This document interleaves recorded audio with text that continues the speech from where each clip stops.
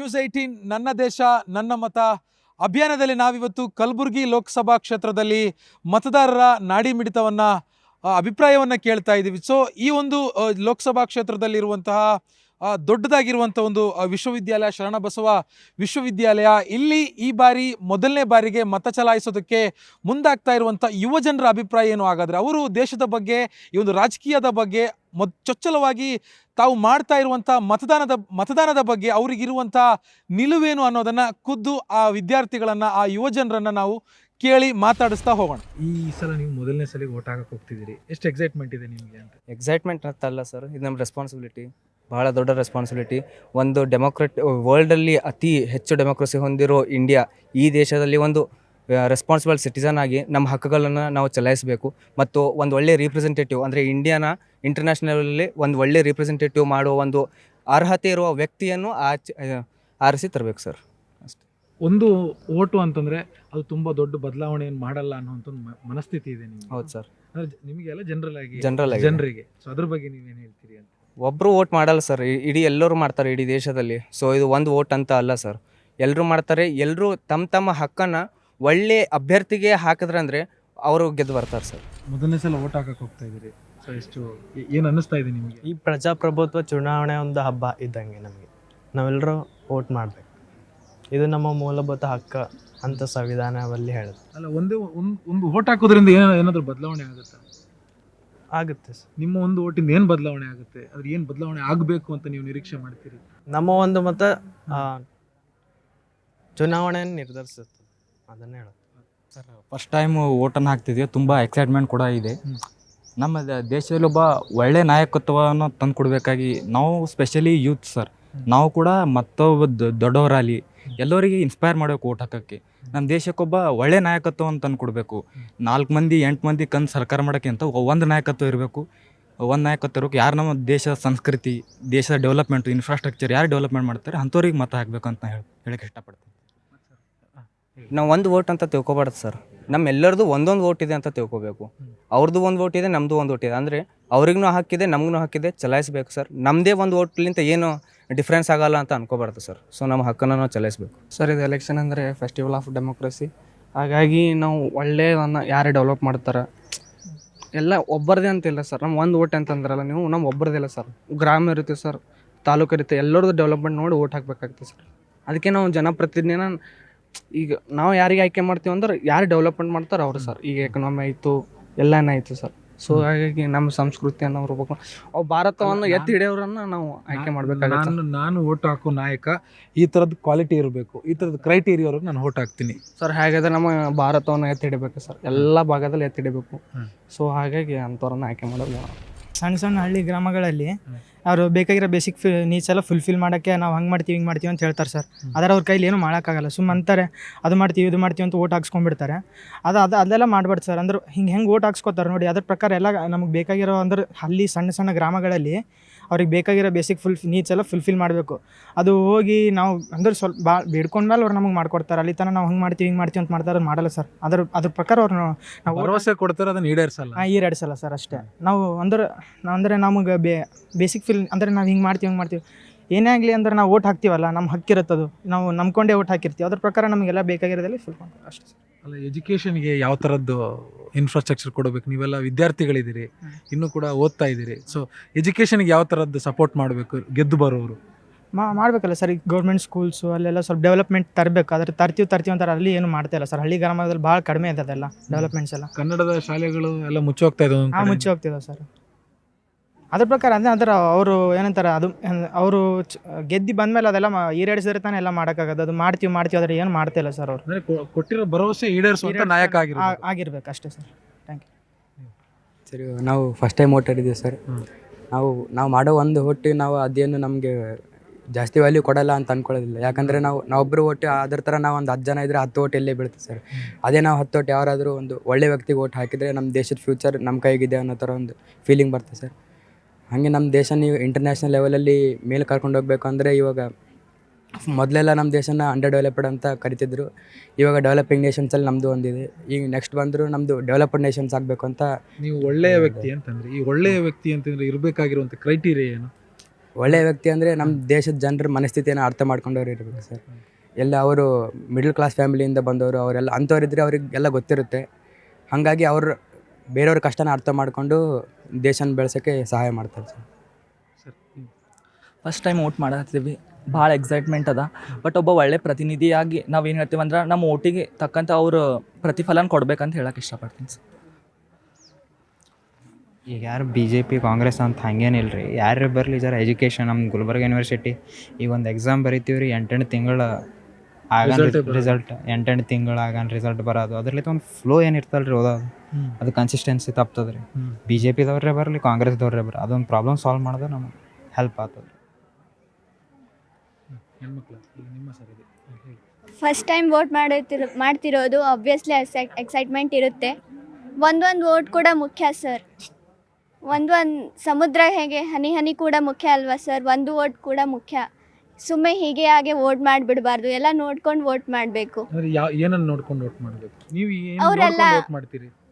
ಅವರೆಲ್ಲ ಜನರನ್ನು basic needs ಎಲ್ಲ ಈಡೇರಿಸ್ತಾರೋ ಇಲ್ಲೋ ಅಂಥವೆಲ್ಲ ನೋಡ್ಕೊಂಡು ವೋಟ್ ಮಾಡಬೇಕು.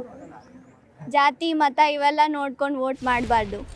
ಬೀಯಿಂಗ್ ಎ ಇಂಡಿಯನ್ ಸಿಟಿಸನ್ ನಮ್ಮದು ವೋಟ್ ಮಾಡೋದು ಹಕ್ಕೂ ಹೌದ್ರಿ ಆ್ಯಂಡ್ ರೆಸ್ಪಾನ್ಸಿಬಿಲಿಟಿ ಹೌದು. ಮತ್ತು ಈಗ ರೊಕ್ಕದು ಕೊಟ್ಟು ವೋಟ್ ಮಾಡಕ್ಕೆ ಬರ್ತಾರೆ ಅಂದ್ರೆ ವೋಟ್ ಮಾಡಿರಿ ರೊಕ್ಕ ನಾವು ಹಿಂಗೆ ದುಡ್ಡು ಕೊಡ್ತೀವಿ ಹಾಂ ಅಂತೆಲ್ಲ ಹೇಳ್ತಾರೆ ರೀ. ಬಟ್ ವಿಚಾರ ಮಾಡಿ ಕೊಡ್ರಿ, ಯಾಕಂದ್ರೆ ಈಗ ಫಸ್ಟಿಗೆ ರೊಕ್ಕದು ಕೊಡ್ತಾರೆ, ಆಮೇಲೆ ನಾವೇನೋ ಮಾಡ್ತಾರೇನೋ ಅಂಥೇಳಿ ವೋಟ್ ಹಾಕ್ತೇವೆ ರೀ. ಮತ್ತು ಆಮೇಲೆ ಈಗಾರ ಸಿಚುವೇಶನ್ ನೋಡ್ಲತ್ತಿದ್ದೀವಿ ರೀ ಎಲ್ಲ, ಮತ್ತು ಆಮೇಲೆ ಸಫರ್ ಆಗ್ಬೇಕಾಗ್ತದೆ.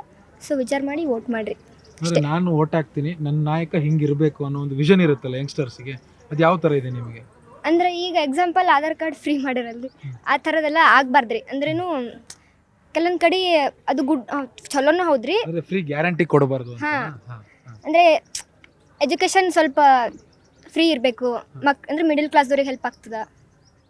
ಕರೆಂಟು ಬಸ್ಸಲ್ಲಿ ಓಡಾಡೋದಕ್ಕಿಂತ ಎಜುಕೇಷನ್ ಫ್ರೀ ಮಾಡಬೇಕು. ಹೌದು, ಮತ್ತು ಎಜುಕೇಷನ್ ಫ್ರೀ ಮಾಡ್ರೆ ನಾವು ಮುಂದೆ ಮತ್ತೆ ಬೇರೆ ಏನಾರ ಮಾಡ್ಬೋದಲ್ರಿ. ಇವಾಗ ಒಂದಿಷ್ಟು ಲೀಡರ್ಸ್ ಇರ್ತಾರೆ ರೀ, ಬರೀ ಇದು ವೋಟಿಂಗ್ ಅದು ಬಂದಾಗ ಎಲೆಕ್ಷನ್ಸ್ ಬಂದಾಗ ಅಷ್ಟೇ ನಮ್ಗೆ ಅಪ್ರೋಚ್ ಮಾಡ್ತಾರೆ, ನಮಗೆ ಎಲೆಕ್ಟ್ ಮಾಡಿರಿ ಅಂತೇಳಿ. ಅಂಥವ್ರಿಗೆ ಮೊದಲೇ ವೋಟ್ ಹಾಕ್ಬಾರ್ದ್ರಿ. ನಾವು ಯಾರ್ಯಾರು ನಮ್ಮ ಸಲಕ್ಕೆ ಕೆಲಸ ಮಾಡ್ತಾರಲ್ಲ ಅಂಥವ್ರಿಗೆ ಅಷ್ಟೇ ವೋಟ್ ಹಾಕ್ಬೇಕ್ರಿ ನಾವು ನೋಡಿಕೊಂಡು. ಇವ್ರಿಗೆ ಲಾಯಕಾರ ಇಲ್ಲ, ನಾವು ಹೇಳಿದ ನಮಗೆ ಚಲೋ ಆಗಂಥ ಕೆಲಸ ಮಾಡ್ತಾರಾ ಇಲ್ಲ ಇವರು ಅಂತ ನೋಡಿಕೊಂಡು ವೋಟ್ ಹಾಕ್ಬೇಕ್ರಿ ಅವ್ರಿಗೆ. ಅಂದರೆ ಈಗ ನೀವು ಈ ಲೋಕಸಭೆ ಚುನಾವಣೆಗೆ ಫಸ್ಟ್ ಟೈಮ್ ವೋಟ್ ಹಾಕ್ತಾ ಇದ್ದೀರಿ.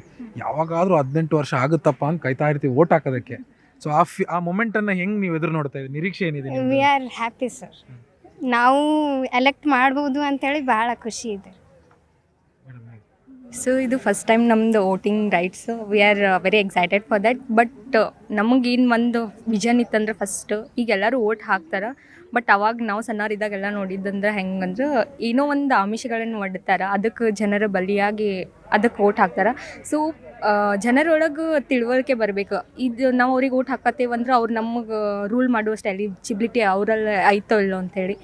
ಆಮೇಲೆ ಅವ್ರ ಕೆಲಸಗಳನ್ನು ಹಿಂದೆ ಮಾಡಿದ್ದು ಮುಂದೆ ಏನು ಮಾಡ್ಬೋದು ಅಂತ ನೋಡಿ ಹೇಳ್ಬೋದು. ಈಗ ಫಾರ್ ಎಕ್ಸಾಂಪಲ್ ಮೊನ್ನೆ primary section 5th 7th 9th ಎಲ್ಲ ಎಕ್ಸಾಮ್ಸ್ ಎಲ್ಲ ಎಜುಕೇಷನ್ ಒಳಗೆ ಪರ್ಟಿಕ್ಯುಲರಾಗಿ ಎಕ್ಸಾಮ್ಸ್ ಎಲ್ಲ ಹಿಂದೆ ಮುಂದೆ ಮಾಡಿ ಅವರು ಸ್ಟೂಡೆಂಟ್ಸ್ ಒಳಗೆ ಭಯ ತರಿಸಿ ಅವ್ರಿಗೆ ಇನ್ನೂ ಒಂದು ಗೊಂದಲ ಮಾಡಿ ಹೀಗೆಲ್ಲ ಆಗಬಾರ್ದು. ಪರ್ಟಿಕ್ಯುಲರ್ ಕಾನ್ಸ್ಟೆಂಟಾಗಿ ಏನೋ ಒಂದು ಎಜುಕೇಷನ್ ಸಿಸ್ಟಮ್ ತಂದು ಸ್ಟೂಡೆಂಟ್ಸಿಗೆ ಹೆಲ್ಪ್ ಆಗುವಂಗೆ ಏನೋ we are waiting for that type of education system. ಅಂದರೆ ಈಗ ಒಬ್ಬ MLA ಇರ್ತಾನೆ, 3 ವರ್ಷ MLA ಇರ್ತಾನೆ ಅಥವಾ MP ಇರ್ತಾನೆ. 3 ವರ್ಷ ಆದಮೇಲೆ ಅವ್ನ ಮಗ ಬರೋದು MP ಆಗೋದಕ್ಕೆ, ಅಥವಾ ಅವರು ಬೇರೆ ಅಳಿಯನೋ ಸಂಬಂಧಿಕರು ಯಾರೋ ಬರ್ತಾರೆ. ಈ ಫ್ಯಾಮಿಲಿ ಪಾಲಿಟಿಕ್ಸ್ ಬಗ್ಗೆ ನೀವು ಯಂಗ್ಸ್ಟರ್ಸ್ ಆಗಿ ಯಾವ ಥರದ್ದು ಯೋಚನೆ ಇಟ್ಕೊಂಡಿದ್ದೀರಿ ಅಂತ? ಸೊ ಫ್ಯಾಮಿಲಿ ಪಾಲಿಟಿಕ್ಸ್ ಅಂದರೆ ಅವ್ರ ಲೀಡರ್ಸ್ ಆಗಿ ಅವ್ರು ತೊಗೊಂಬರ್ತಾರೆ, ಅದು we are helpless for that. But ನಾವು ನಮ್ಮೊಳಗೆ ಐಡಿಯಾಸ್ ಏನಿರ್ಬೇಕಂದ್ರೆ ಅವ್ರ ಐಡಿಯಾಸ್ ಪ್ಲ್ಯಾನ್ಸ್ ಎಲ್ಲ ಹೆಂಗೆ ಮಾಡ್ತಾರೆ ಅಂದ್ರೆ, ಬಟ್ ನಮ್ಮ ತಲೆಯಲ್ಲಿ ಏನಿರ್ಬೇಕಂದ್ರೆ ಯಾರು ಎಲಿಜಿಬಲ್ ಅದಾರ ಈ ಪೋಸ್ಟಿಗೆ, ಅವ್ರು ಏನೇನು ಕೆಲಸಗಳನ್ನ ಮಾಡ್ತಾರೆ, ಏನೇನು ಜನರಿಗೆ ಹೆಲ್ಪ್ ಸ್ಕೀಮ್ಸ್ ಅಂತಂದು ಅವರಿಗೆ ಜೀವನವನ್ನು ಹೆಂಗೆ ಇದನ್ನು ಮಾಡ್ಕೊಡ್ತಾರೆ ಅಂತ ಅದ್ರ ಮೇಲೆ ನೋಡಿ ವೋಟ್ ಹಾಕ್ಬೇಕು. ಮೇಡಮ್, ನೀವು ವೋಟಿಂಗ್ ಇದೆ, ನಿಮ್ಗೆ ಫಸ್ಟ್ ಟೈಮ್ ವೋಟ್ ಹಾಕ್ತೀವಿ? ಫಸ್ಟ್ ಟೈಮ್ ವೋಟ್ ಇದೆ ನಮ್ಮದು. ಈಗ ನಮ್ಮದು ವೋಟ್ ಅಂದರೆ ಅದು ನಮ್ಮದು ಕಾನ್ಸ್ಟಿಟ್ಯೂಷನಲ್ಲಿ ಮೆನ್ಷನ್ ಮಾಡಿದ್ದಾರೆ. That is our fundamental duties and that is our right to vote in human rights, that also mentioned in the constitution.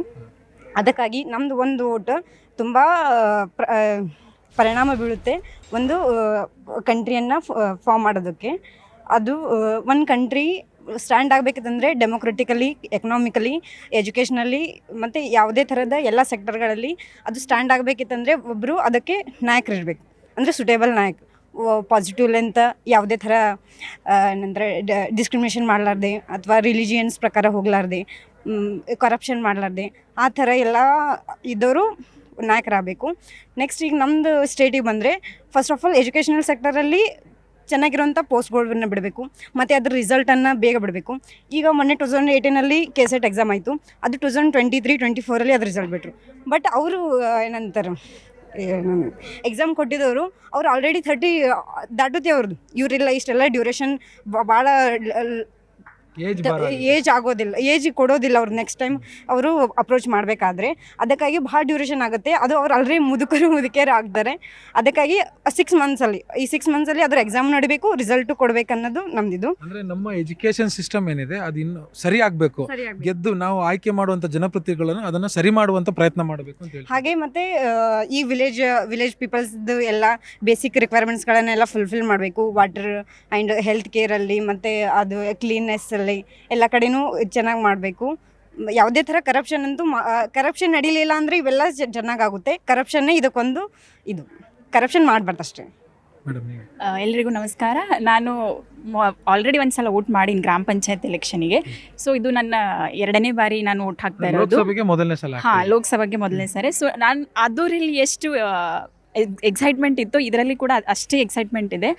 ನನ್ನ ಪ್ರಕಾರ ಎಲ್ಲರೂ ಹೇಳ್ತಾರೆ ಅಲ್ವಾ, ಇಂದಿನ ಯುವಕರೇ ನಾಳೆಯ ನಾಯಕರು ಅಂಥೇಳಿ. ಈ ಒಂದು ಎಲ್ಲರೂ ಕೂಡ ಸೊ ಈ ಒಂದು ಚುನಾವಣೆಯಲ್ಲಿ ಕೂಡ ನಮ್ಮದು ಯುವಕರದ್ದು ಪಾತ್ರ ಭಾಳ ಮಹತ್ವದ್ದು.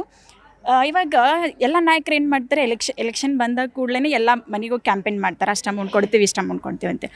ಅದು ಮಾಡಪ್ಪಲ್ತಿಂದು ಈಗ ಅದೇ ಅಮೌಂಟ್ ಅವ್ರು ಎಲ್ಲ ಕಲೆಕ್ಟ್ ಮಾಡ್ಕೊಂಡು ಕೆಲಸ ಮಾಡಬೇಕು. ಈಗ ಒಂದು ಕಡೆ ಬಸವಣ್ಣವ್ರು ಕೂಡ ಹೇಳ್ತಾರೆ ಕಾಯಕವೇ ಕೈಲಾಸ ಅಂತ ಹೇಳಿ. ಸೊ ಈ ಕ್ಯಾಂಪೇನ್ ಮಾಡೋದಕ್ಕಿಂತ ಆ ಅಮೌಂಟನ್ನು ತೊಗೊಂಡು ಕಲೆಕ್ಟ್ ಮಾಡಿ ಕೆಲಸ ಮಾಡಿದರೆ ಎಲ್ಲ ಜನರ ದೃಷ್ಟಿಯಲ್ಲಿ ಕೂಡ ಅವ್ರು ಒಳ್ಳೆಯರಾಗ್ತಾರೆ. ಅದನ್ನು ಬಿಟ್ಟು ಇವ್ರು ಏನು ಮಾಡ್ತಾರೆ, ಒಂದು ಒಟ್ಟಿಗೆ ಇಷ್ಟು ಅಮೌಂಟ್ ಅಂತ ಕೊಡ್ತಾರೆ. ಅದನ್ನು ನಾವು ಧೈರ್ಯದಿಂದ ಅವ್ರು ಹೇಳಬೇಕು, ನಿಮ್ಮ ಅಮೌಂಟ್ ನಮ್ಗೆ ಬೇಕಾಗಿಲ್ಲ, ನಾವು ಲಂಚ ತೊಗೊಳೋರು ಅಂಥವರಲ್ಲ, ಅದ್ರ ಫಲದಿಂದ ನೀವು ಕೆಲಸ ಮಾಡಿ ತೋರಿಸಿ, ನಾವು ಆಟೋಮೆಟಿಕ್ ನಿಮ್ಗೆ ಓಟ್ ಹಾಕ್ತೀವಿ ಅಂತ ಹೇಳಬೇಕು. ನಾವೇನು ಅದ್ರ ಬದಲಾಗಿ ನಾವೇನು ಮಾಡ್ತಿದ್ದೀವಿ ಅಂತಂದರೆ ನಮ್ಮ ಓಟನ್ನು ನಾವು ಮಾರ್ಕೊಳ್ತಾ ಇದ್ದೀವಿ ಈಗಿನ ಕಾಲದಲ್ಲಿ. ಸೊ ಈಗ ಎಷ್ಟೋ ಹಳ್ಳಿಗಳಲ್ಲಿ ಸರ್ಕಾರಿ ಶಾಲೆಗಳೆಲ್ಲ ಹೋಗ್ತಾ ಇದ್ದಾವೆ. ಯಾಕಂತಂದರೆ ನೋಡ್ಕೊಳ್ಳಲಾಗ್ಯಾರ, ಬರೀ ಅರ್ಬನ್ ಅಂತಂತಾರೆ. ಅರ್ಬನ್ ಡೆವಲಪ್ ಮಾಡಿದ್ರೆ ಮತ್ತು ರೂರಲ್ ಯಾರು ಡೆವಲಪ್ ಮಾಡಬೇಕು? ಈಗ ಮಹಾತ್ಮ ಗಾಂಧಿಯವರು ಕೂಡ ಹೇಳಿದ್ದಾರೆ, villages are the back bones of the country ಅಂತ ಹೇಳಿ. ಮತ್ತು ಈಗ ಪ್ರೆಸೆಂಟ್ ನಮ್ಮ ಇಂಡಿಯಾದಲ್ಲಿ 80% ಅನ್ಎಂಪ್ಲಾಯ್ಮೆಂಟ್ ಪೀಪಲ್ ಇದ್ದಾರೆ. ಅದನ್ನು ಕೂಡ ನಾವು ಡೆವಲಪ್ಮೆಂಟ್ ಮಾಡಬೇಕು. ಅದು ಬಿಟ್ಟು ಬರೀ ಒಂದೇ ಸೆಕ್ಟ್ರಲ್ಲಿ ನೋಡ್ಕೊಂಡು ಹೋದರೆ ನಾವು ಡೆವಲಪಿಂಗ್ ಆಗಲ್ಲ. ಸೊ ನಂದು ಒಂದು ಅದು ಆಸೆ, ನಮ್ಮ ಇಂಡಿಯಾ ಡೆವಲಪಿಂಗ್ ಕಂಟ್ರಿ ಅಂತೇಳಿ ಅದು ಲಿಸ್ಟಲ್ಲಿದೆ. ನನ್ನೊಂದು ಆಸೆ ಏನಂತಂದರೆ ನಮ್ಮ ಇಂಡಿಯಾ ಕೂಡ ಒಂದು ಡೆವಲಪ್ ಕಂಟ್ರಿ ಆಗಬೇಕಂತ ನೋಡೋದೊಂದು ನನ್ನ ಒಂದು ಚಿಕ್ಕ ಆಸೆ. ಸರ್ ಈಗ ಅನ್ನದಾನಲಿತ್ರಿ 2 ಹೊಟ್ಟೆ ತುಂಬೋದ್ರಿ ಸರ್. ರಕ್ತದಾನಲಿತ್ತ 2 ಜೀವ ಉಳಿಬೋದ್ರಿ ಸರ್. ಅದೇ ಮತದಾನಲಿತ್ತ ಇಡೀ ದೇಶವನ್ನೇ ನಾವು ಉಳಿಸ್ಬೋದ್ರಿ ಸರ್. ಸರ್ ಇದು ನಂದು 2ನೇ ಓಟ್ ರೀ ಸರ್. ಈಗ ಮೊದಲನೇ ಓಟಿಗೆ ಎಷ್ಟೇ ಎಕ್ಸೈಟ್ಮೆಂಟಲ್ಲಿದ್ದೆ, ಇದೇ ಎಕ್ಸೈಟ್ಮೆಂಟಲ್ಲಿ ಲೋಕಸಭೆ ಮಾಡಿದ್ರು ಸರ್. ಇಲ್ರಿ, ಅದು ವಿಧಾನಸಭೆ ಫಸ್ಟ್ ಟೈಮ್ ಸರ್. ಈಗ ಇಲ್ರಿ, ಓಟ್ ಮಾಡೋದು ನಾವು 1 ನಿಮಿಷ ಪ್ರೊಸೆಸ್ ರೀ ಸರ್. ಹಿಂಗೆ ಕಕುಮ ಬಟನ್ ಹುಟ್ಟೋದು. ಬಟ್ ಅದ್ರೊಳಗೆ ನಮ್ದು 5 ವರ್ಷದ ಜೀವನ ಅಡಗಿರ್ತದ್ರಿ ಸರ್. ಸರ್ ಆ ಕ್ಷಣದಲ್ಲಿ ನಾವು ಇಲ್ರಿ ಯಾವ ವ್ಯಕ್ತಿ ಸೂಕ್ತ ರೀ, ಅವ ನಮ್ಮದು ಡೈಲಿ ನೀಡ್ಸನ್ನು ಎಷ್ಟು ಸಮರ್ಪಕವಾಗಿ ನಿಭಾಯಿಸಬಲ್ಲ, ಅದು ಎಲ್ಲ ನಾವು ಥಿಂಕ್ ಮಾಡ್ಬೇಕಾಗ್ತದೆ. ಸೊ ಅವ ಏನೋ ನಮ್ಮ ರಿಲೇಷನ, ಸೊ ಅವ ನಮ್ದು ಏನೋ ಪಾರ್ಟಿದವ. ಈಗ ಯಾವುದೋ ಒಂದು ಪಾರ್ಟಿ ಮೇನ್ ಲೀಡರ್ ಇಷ್ಟ ಆಗ್ಯಾನಂತೇಳಿ ಅವ ಅಲ್ಲಿ ಫಾಲ್ತು ಇದ್ದವ ನಿಂತನಂದ್ರೆ ಅವನಿಗೆ ಹಾಕಪ್ಪೇ ಇಲ್ರಿ ಸರ್. ನಾವು ವ್ಯಕ್ತಿಯನ್ನು ನೋಡ್ಬೇಕ್ರಿ ಸರ್, ಪಕ್ಷವನ್ನು ನೋಡ್ಬೋದು.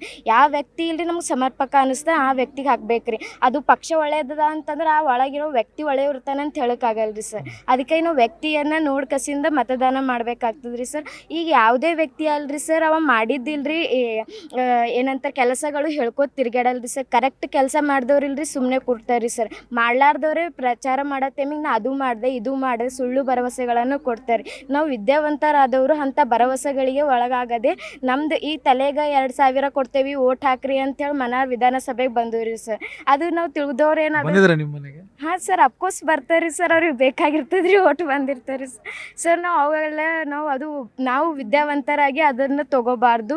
ನಮ್ದು ಏನದ ಓಟ್ ಹಾಕೋದು ಕರ್ತವ್ಯ ಅದ ರೀ ಸರ್. ಸೊ ನಮ್ಮ ಕರ್ತವ್ಯಕ್ಕೆ ನಾವೇ ನಮ್ಮದು ಓಟ್ ಮಾರ್ಕೊಂಡೇ ಬಂದಿರಿಲ್ರಿ ಸರ್, ನಮ್ಮಷ್ಟು ನೀಚರ್ ಯಾರೂ ಇರಂಗಿಲ್ಲ ರೀ ಸರ್. ಸೊ ನಾವು ನಮ್ಮದು ಯಾರು ಸೂಕ್ತರು ಅಂತೇಳಿ ತಿಳ್ಕೊಂಡು ಇದು ನಮ್ಮ ಕರ್ತವ್ಯ, ಸೊ ನಾವು ಓಟ್ ಹಾಕ್ಬೇಕಾಗ್ತದೆ ರೀ ಭಾಳ ಸರ್. ಚೆನ್ನಾಗಿ ಹೇಳಿದ್ರಿ. 1 ನಿಮಿಷ ವೋಟಿಂಗ್ ಪ್ರೋಸೆಸ್ ಆದರೆ 5 ವರ್ಷದ ಜವಾಬ್ದಾರಿ ಅಡಗಿರುತ್ತೆ ಅಂತ. ಎಸ್ ಸರ್, ಖರೀವಿರಿ ಸರ್. ಈಗ ಇಲ್ರಿ ನಾವು ಏನು ಮಾಡ್ತೇವೆ, 1 ನಿಮಿಷಕ್ಕೆ ಈಗ ಯಾರೋ ಈಗ ನೋಡ್ರಿ ಎಂಟ್ರೆನ್ಸಿಗೆ ಹೋಗ್ತಿರ್ತೇವೆ ರೀ ವೋಟಿಂಗ್ ಪೂಲ್ ಒಳಗೆ, ಯಾರೋ ಬಂದು ನಿನಗೆ ನಾ ಇಷ್ಟು ಮುಂದೆ ಇಷ್ಟು ರೊಕ್ಕ ಕೊಡ್ತೀನಿ ನನಗೆ ಓಟು ಹಾಕತ್ತಂದ್ರೆ ಹುಚ್ಚಿದ್ದವ್ರು ಏನು ಮಾಡ್ತಾರೆ, ಅವ್ನು ಮಾತು ಕೇಳಿ ಅವ್ನಿಗೆ ಓಟ್ ಹಾಕಿಬಿಡ್ತಾರೆ. ಅವನು ಲಾಸ್ಟಿಗೆ ಚಿಪ್ ಕೊಟ್ಬಿಡ್ತಾನೆ ರೀ ಸರ್ ಕೈಗೆ.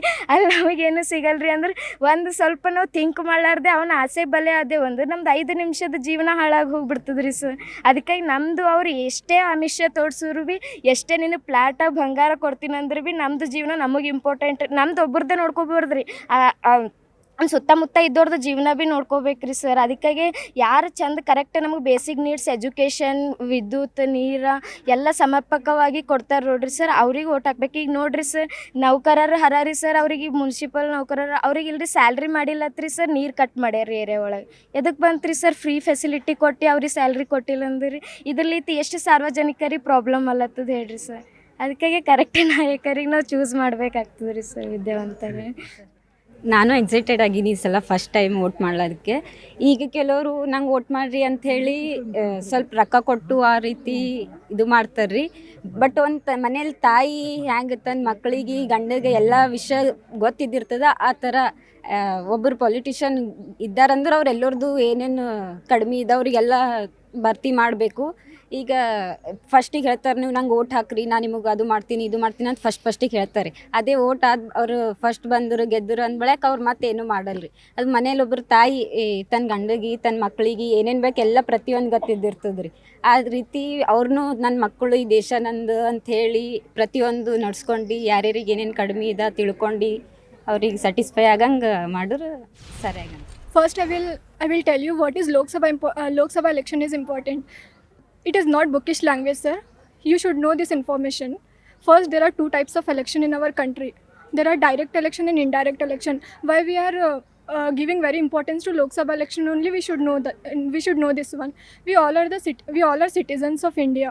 हम सब एक सिटीज़न है इंडिया के, तो ये हमारा राइट है. This is our right, this is our duty to do election. Why Lok Sabha only important means we are choosing the ministers. We are through Lok Sabha election we are choosing the minister. In Rajya Sabha MPs, president, these all are indirect election. We can't do anything for that process. But in Lok Sabha election we are choosing, sir. If we are choosing means we have the right to do vote. And what is the important of election means, all will say the country in the hand of ministers, but it is totally incorrect. It is not in the hand of minister. Country is hand of ourselves, sir. It is the if we know the person very well, if we know who is the best for this country, we can choose the minister according to that. If we are choosing correct minister means country is on right track. If we only choosing the wrong thing means country is on wrong way. Who is responsible here? We citizens are responsible. It is not the duty of ministers, it is the duty of we citizens. If we know these things very well means our country is on good position and developed position. Like ನಮ್ಮ ಕಂಟ್ರಿನಲ್ಲಿ 40% of the people's vote ಮಾಡೋದೇ ಗೊತ್ತಿಲ್ಲ. So ನಾವು ಆದಷ್ಟು awareness spread ಮಾಡಬೇಕು. So awareness ಹೇಗೆ spread ಮಾಡಬೇಕಂತಂದರೆ, ಇವಾಗ ನಾವು ಮುಂಜಾನೆ ಹಾಲು ತರಕ್ಕೆ ಹೋಗ್ತೀವಿ, ನಮ್ಮದು ಬಟ್ಟೆ ಪ್ರೆಸ್ ಮಾಡೋಕ್ಕೆ ಹೋಗ್ತೀವಿ, ಅವ್ರಿಗೆಲ್ಲ ಹೇಳಬೇಕು ನಾವು ಇವಾಗ ವೋಟಿಂಗ್ ನಡೀತಾ ಇದೆ, ಎಲೆಕ್ಷನ್ ಬಂದಿದೆ ವೋಟ್ ಹಾಕ್ರಿ ವೋಟ್ ಹಾಕ್ರಿ ಅಂತಂತ ಅವ್ರನ್ನ ಅವೇರ್ನೆಸ್ ಸ್ಪ್ರೆಡ್ ಮಾಡಬೇಕು. ಬಿಕಾಸ್ ಅವ್ರಿಗೆ ಗೊತ್ತಿರಂಗಿಲ್ಲ ವೋಟ್ ಮಾಡಿ. ಎಲೆಕ್ಷನ್ ಕಮಿಷನ್ ಕಾಯ್ಬಾರ್ದು, ನಾವೇ ಪ್ರಚಾರ ಮಾಡ್ಕೊತ ಹೋಗ್ಬೇಕು, ವೋಟ್ ಹಾಕ್ರಿ ಅಂತ. ಸ್ವಲ್ಪ ಜನಕ್ಕೆ ಗೊತ್ತಿರಲ್ಲ, ಅಂದರೆ ವಿಲೇಜ್ನಲ್ಲಿ ಎಲ್ಲ ಗೊತ್ತಿರಂಗಿಲ್ಲ. ಸೊ ಅವ್ರು ಅವೇರ್ನೆಸ್ ಹೇಗೆ ಸ್ಪ್ರೆಡ್ ಮಾಡಬೇಕಂತಂದ್ರೆ, ನೀವು ಪಕ್ಕದ ಮನೆಗೆ ಹೇಳಬೇಕು ವೋಟ್ ಹಾಕ್ರಿ ನೀವು. ಯಾಕಂದರೆ 40% of people in India they don't know that votings are going on in our country. So ಅವ್ರನ್ನೆಲ್ಲ ಅವೇರ್ನೆಸ್ ಸ್ಪ್ರೆಡ್ ಮಾಡಬೇಕು, ವೋಟ್ ಹಾಕ್ರಿ ಅಂತಂತ ಹೇಳಬೇಕು. ಮತ್ತು ನಾವು ನಮ್ದು ಕಾಸ್ಟ್, ನಮ್ಮದು ರಿಲಿಜನ್ ಅನ್ನೋದು ಫಸ್ಟ್ ಮೋಸ್ಟ್ ಇಂಪಾರ್ಟೆಂಟ್, ಅದನ್ನು ನೋಡಬಾರ್ದು. ಯಾರು ಆ್ಯಕ್ಚುಲಿ ಅದಕ್ಕೆ ಸೂಟೇಬಲ್ಲ ಅವ್ರನ್ನ ವೋಟ್ ಮಾಡ್ಬೇಕನ್ನೋದು ನನ್ನ ಅಭಿಪ್ರಾಯ. ನಿಮ್ಮ ಪ್ರಕಾರ ನನ್ನ ಲೀಡ್ರ್ ಹೆಂಗಿರ್ಬೇಕು? ಸರ್, ಅವರು ನನ್ನ ಎಲ್ಲರೂ ನನ್ನ ವಿನ್ ಮಾಡಬಾರ್ದು ಅನ್ನೋದು ಅವ್ರ ಫಸ್ಟ್ ಅಭಿಪ್ರಾಯ ಇರಬಾರ್ದು. ನಾನು ಆದಷ್ಟು ಒಳ್ಳೇದು ಮಾಡ್ಬೇಕು ಕಂಟ್ರಿನ, ಆದಷ್ಟು ನಮ್ಮ ನಮ್ಮ ಕಂಟ್ರಿನ ಒಳ್ಳೇದು ಮಾಡಬೇಕು, ಡೆವಲಪ್ ಮಾಡಬೇಕು ಅನ್ನೋದು ಅವ್ರದ್ದು ಉದ್ದೇಶ ಇರಬೇಕು ಅನ್ನೋದು ನನ್ನ ಅಭಿಪ್ರಾಯ. ನಮಸ್ಕಾರ ಸರ್. ಈಗ ಇಷ್ಟು ದಿನ ನಾವು ಕೇಳ್ತಿದ್ದೇವೆ ಎಲ್ಲರಿಗೆ ವೋಟ್ ಮಾಡಿ ಬಂದ್ರಿ ಈ ಸರ್ತಿ ಫಸ್ಟ್ ಟೈಮ್ ವೋಟ್ ಮಾಡತ್ತೀವಿ. ಈಗ ನಾವು ಹೇಳ್ಬೋದು ಅವ್ರಿಗೆ ವೋಟ್ ಮಾಡಿರಿ ಅಂತ. ಅಂದ್ರೆ ಅವರು ಎಲೆಕ್ಷನ್ ಟೈಮಿಗೆ ಅಷ್ಟೇ ಕೊಡ್ತಾರೆ, ಅದು ಕೊಟ್ಟ ಇದು ಕೊಟ್ಟ. ಇದೇ ಟೈಮಿಗೆ ಯಾಕೆ ಕೊಡ್ತಾರೆ? ಎಲ್ಲ ಟೈಮಿಗೂ ಕೊಡ್ಬೋದಲ್ಲ. ಅದಕ್ಕೆ ಈ ಸರ್ತಿ ಅಂದರೆ ಇವರಿಗೆ ಅಂತ ವೋಟ್ ಮಾಡಬೇಡ, ಯಾರು ನಮಗೆ ಒಳ್ಳೇದು ಮಾಡಿರ್ತಾರೆ, ಅವರು ಯಾರು ಜನರನ್ನ ಒಳ್ಳೇದಾಗಿ ನೋಡ್ಕೋತಾರೆ, ಅವ್ರು ಹೇಳಿದ ಕೆಲಸ ಮಾಡ್ತಾರೆ, ಅವ್ರಿಗೆ ವೋಟ್ ಮಾಡ್ಬೇಕಂತ ಹೇಳಕ್ಕೆ ಇಷ್ಟ.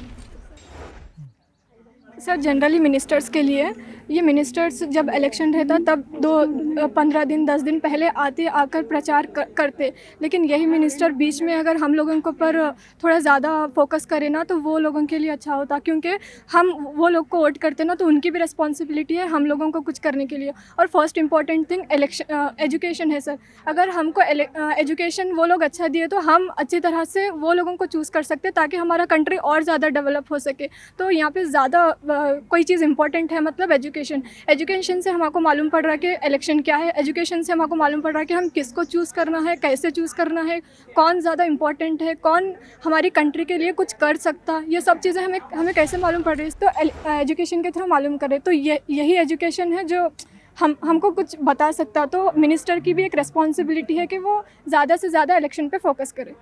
ಇದಿಷ್ಟು ನನ್ನ ದೇಶ ನನ್ನ ಮತ ಅಭಿಯಾನದಲ್ಲಿ ಇದೇ ಮೊದಲ ಬಾರಿಗೆ ಮತದಾನವನ್ನು ಮಾಡೋದಕ್ಕೆ ಹೋಗ್ತಾ ಇರುವಂಥ ಯುವ ಜನರ ಮಾತು.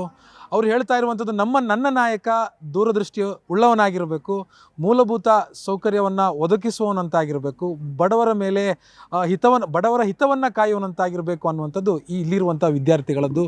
ಮೊದಲನೇ ಬಾರಿಗೆ ವೋಟ್ ಹಾಕೋದಕ್ಕೆ ಹೋಗ್ತಾ ಇರುವಂಥ ಯುವ ಜನರ ಮಾತು. ಕ್ಯಾಮ್ರಾ ಪರ್ಸನ್ ರಾಯ್ಡು ಜೊತೆ ಆಶಿಕ್ ಮುಲ್ಕಿ, ನ್ಯೂಸ್ 8 ಕಲಬುರಗಿ. ನನ್ನ ದೇಶ ನನ್ನ ಮತ, ನನ್ನ ದೇಶ ನನ್ನ ಮತ, ನನ್ನ ದೇಶ ನನ್ನ ಮತ, ನನ್ನ ದೇಶ ನನ್ನ ಮತ, ನನ್ನ ದೇಶ ನನ್ನ ದೇಶ ನನ್ನ ದೇಶ ನನ್ನ ಮತ, ನನ್ನ ದೇಶ ನನ್ನ ಮತ, ನನ್ನ ದೇಶ ನನ್ನ ಮತ, ನನ್ನ ದೇಶ ನನ್ನ ಮತ.